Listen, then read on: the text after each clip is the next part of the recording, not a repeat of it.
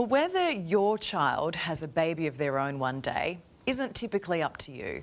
But for Jess and Ryan, it was a life or death decision they had to make for their one-year-old daughter, Summer. It's been just over a year since Summer Purdy entered the world. Are you cheeky? She was our miracle baby. Playing with sisters Lily and Phoebe and brother Elijah at home in Melbourne, you would never know just how hard she's had to fight. She's got positive energy, she's fun to play with. We lost a baby a year earlier through miscarriage to the date that Summer was born. Jess and Ryan Purdy met their miracle baby in January last year. Summer appeared to be a normal, healthy baby until she was 7 months old. We noticed that she was starting to go a bit clammy, a bit blue. They did a chest x-ray and found a 9 by 9 centimetre mass in her chest and her heart pushed into her left rib cage. She was lights and sirens to the Royal Children's ICU. I sat down with the head of ICU. He said, look, we really need to get her in for emergency surgery because I don't think she's got much fight left in her. And how are you feeling in that moment? Preparing. Pretty devastated. Yeah.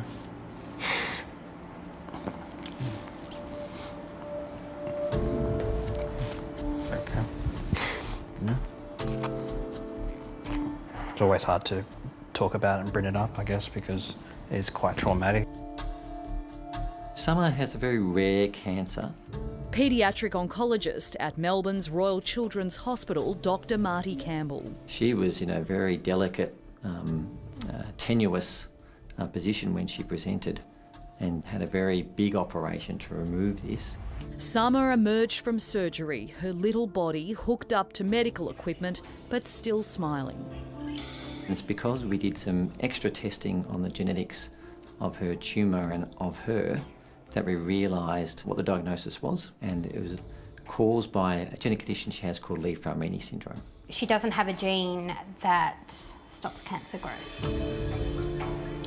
So far, Summer's endured 7 rounds of chemotherapy at the Royal Children's Hospital, with 2 to go before another 12 months of maintenance therapy. What sort of toll does it take on her little body? Because chemo is so brutal on adult bodies, let alone a little 1-year-old.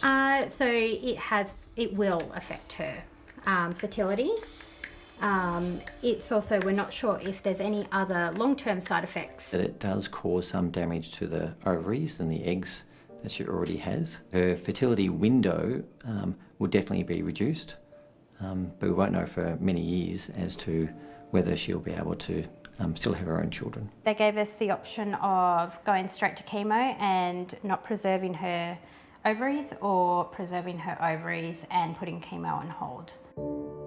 Given Summer's chances of passing Lee-Fraumeni syndrome onto her future children, Ryan and Jess chose to prioritise chemotherapy. We need to get gene tested for this Lee-Fraumeni syndrome, and then if it all comes back clear, either Jess or Lily will donate their eggs for Summer's future. It's mind-blowing that you're having to make these decisions when Summer is just 1.